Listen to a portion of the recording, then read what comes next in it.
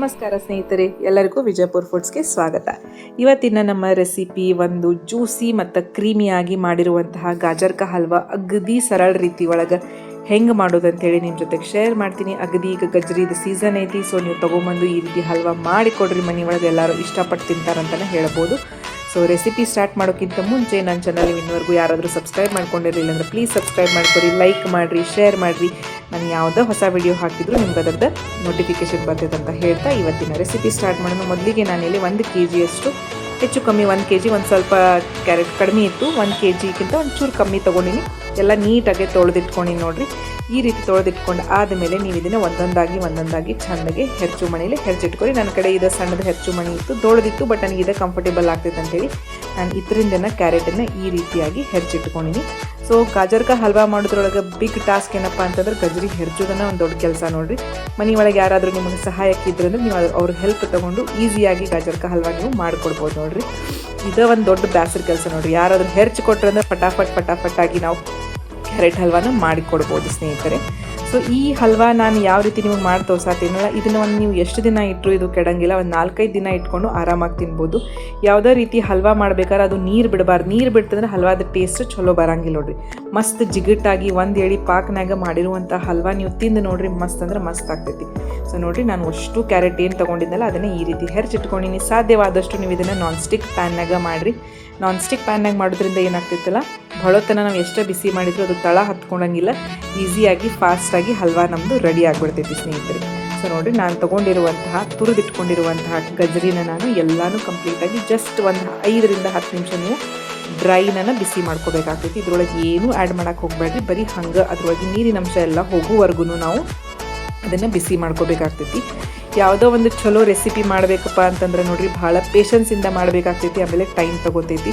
ನಾನು ನಿಮಗೆ ವಿಡಿಯೋ ಏನೋ ಇದನ್ನು ಜಸ್ಟ್ ಒಂದು 5 ನಿಮಿಷದ ವಿಡಿಯೋ ಮಾಡಿರ್ಬೋದು, ಬಟ್ ಹೆಚ್ಚು ಕಮ್ಮಿ ನಿಮಗೆ ಒಂದು 20 ನಿಮಿಷ 20-25 ನಿಮಿಷ ರೀ ಈ ಹಲ್ವಾ ಮಾಡೋಕ್ಕೆ ಟೈಮ್ ತೊಗೋತೈತಿ ನೋಡಿರಿ. 1 ಕ್ಯೂಬ್ದಷ್ಟು ನಾನಿಲ್ಲಿ ಅಮೂಲ್ ಬಟರನ್ನು ಇದ್ರೊಳಗೆ ಆ್ಯಡ್ ಮಾಡ್ಕೊಂಡಿನಿ. ಅಮೂಲ್ ಬಟರ್ ಇದು ಸಾಲ್ಟೆಡ್ ಬಟರ್ ಐತಿ. ಸೊ ಸಾಲ್ಟೆಡ್ ಬಟರ್ ಹಾಕೋದ್ರಿಂದ ಒಂದು ಫ್ಲೇವರ್ ಚೆಂದ ಬರ್ತೈತಿ, ಆಮೇಲೆ ಕ್ರೀಮಿಯಾಗಿ ನಿಮಗೆ ಟೆಕ್ಸ್ಚರ್ ಬರ್ತೈತೆ ಅದು.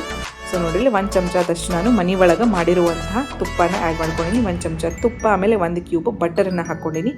ಎರಡೂ ಹಾಕ್ಕೊಂಡು ನೀವು ಮತ್ತೆ ಒಂದು 5-10 ನಿಮಿಷ ಇದನ್ನು ಬಿಸಿ ಮಾಡ್ಕೋಬೇಕಾಗ್ತೈತಿ. ಸೊ ಗಜ್ರಿದ ಕಲರನ್ನು ಚೇಂಜ್ ಆಗಿಬಿಡ್ತೈತಿ ನೋಡಿರಿ ಸ್ನೇಹಿತರೆ. ಅದು ಹೆಂಗೆ ಬಿಸಿ ಹಾಕೋದು ಹೋಗ್ತೈತಿಲ್ಲ, ಅದ್ರೊಳಗಿಂದೆಲ್ಲ ನೀರಿನ ಅಂಶ ಹೋದ್ಮೇಲೆ ತುಪ್ಪದ ಜೊತೆ ಅದು ಮಿಕ್ಸಪ್ ಆಯ್ತಪ್ಪ ಅಂತಂದ್ರೆ ಅದರದ್ದೊಂದು ಕಲರ್ ಚೇಂಜ್ ಆಗ್ತೈತಿ. ಸೊ ಒಂಥರ ಚೆಂದಾಗಿ ಹುರಿದಿದ್ದು ಸ್ಮೆಲ್ ಬರ್ತೈತಿ, ನೀವು ಅದರಿಂದನೇ ತಿಳ್ಕೊಬೋದಲ್ಲ. ಸೊ ಇದು ಈ ಸ್ಟೇಜ್ ಇದ್ರದ್ದು ಕಂಪ್ಲೀಟ್ ಆಗೈತೆ ಅಂಥೇಳಿ. ಸೊ ನೋಡ್ರಿ, ನಾನು ಇದನ್ನು ಚೆಂದಾಗಿ ತುಪ್ಪ ಮತ್ತು ಬೆಣ್ಣೆ ಹಾಕ್ಕೊಂಡು ಬಿಸಿ ಮಾಡ್ಕೊಳಕತ್ತೀನಿ.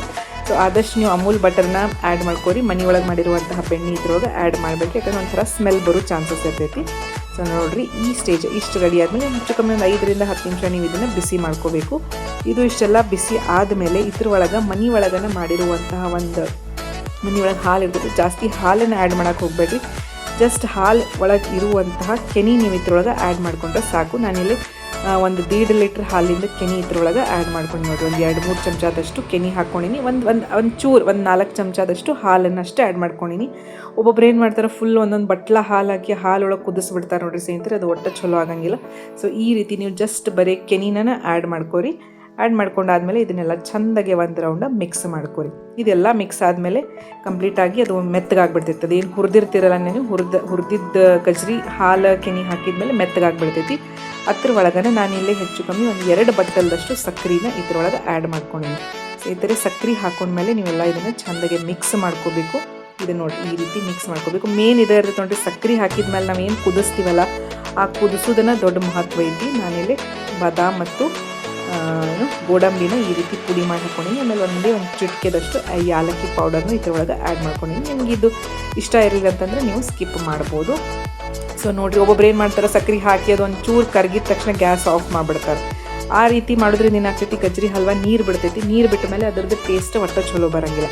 ಗಜ್ರಿ ಹಲ್ವಾದ ಹೆಂಗೆ ಟೆಕ್ಸ್ಚರ್ ಇರಬೇಕಂದ್ರೆ ಫುಲ್ ಜಿಗುಟಾಗಿ ಬರಬೇಕದು, ಅಂದರೆ ಗಜ್ರಿ ಹಲ್ವಾ ನಿಮ್ಗೆ ಟೇಸ್ಟಿಯಾಗಿ ಬರ್ತೈತಿ. ನೋಡಿರಿ, ನಾನು ಲಾಸ್ಟಿಗೆ ಸಕ್ಕರೆ ಹಾಕಿದ್ಮೇಲೆ ಇನ್ನೂ 1 ಚಮಚದಷ್ಟು ತುಪ್ಪನ ಇದ್ರೊಳಗೆ ಆ್ಯಡ್ ಮಾಡೀನಿ.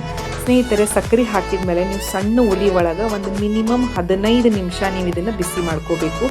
ಒಂದು 5 ನಿಮಿಷಕ್ಕೊಮ್ಮೆ ಇದನ್ನು ತಿರುವಾಡ್ರಿ. ತಿರುವಾಡಾದ್ಮೇಲೆ 5 ನಿಮಿಷಕ್ಕೊಮ್ಮೆ ನೀವು ಬಿಸಿ ಮಾಡಿಕೊಡ್ರಿ ಅಂದರೆ ಈ ರೀತಿ ನಮ್ದು ಕ್ಯಾರೆಟ್ ಹಲ್ವಾ ರೆಡಿ ಆಗಿಬಿಡ್ತೈತಿ. ಇದು ಸಕ್ಕರೆ ಎಲ್ಲ ಕುದ್ದು ಒಂಥರ ಅದು ಗಟ್ಟಿ ಆಗಬೇಕು. ಗಟ್ಟಿ ಆದಾಗನೇ ನಮ್ದು ಹಲ್ವಾ ರೆಡಿ ಆಗ್ತೈತಿ ಸ್ನೇಹಿತರೆ. ಸೊ ನೋಡ್ರಿ, ನಿಮಗೆ ತೋರಿಸ್ತೀನಿ. ನಾನು 15 ನಿಮಿಷ ಕುದಿಸಿ ಆದಮೇಲೆ ಅದರೊಳಗಿಂದ ಎಲ್ಲ ನೀರಿನ ಅಂಶ ಹೋದ್ಮೇಲೆ ಕಂಪ್ಲೀಟಾಗಿ ತಳ ಬಿಟ್ಕೊಂಡು ಸೈಡಿಗೆ ನಾವು ಹಾಕಿರುವಂತಹ ತುಪ್ಪನೂ ಸೈಡಿಗೆ ಬರೋಕ್ಕೆ ಸ್ಟಾರ್ಟ್ ಆಗ್ತೈತಿ. ಸೊ ಈ ಸ್ಟೇಜಿಗೆ ನಮ್ಮದು ಹಲ್ವಾ ರೆಡಿ ಆಗೈತಿ ಸ್ನೇಹಿತರೆ. ಈ ರೆಸಿಪಿ ನಿಮಗೆ ಹೆಂಗೆ ಅನಿಸ್ತು ಅಂತ ಕಮೆಂಟ್ ಮಾಡಿ ಹೇಳಿ ಸ್ನೇಹಿತರೆ. ಧನ್ಯವಾದಗಳು.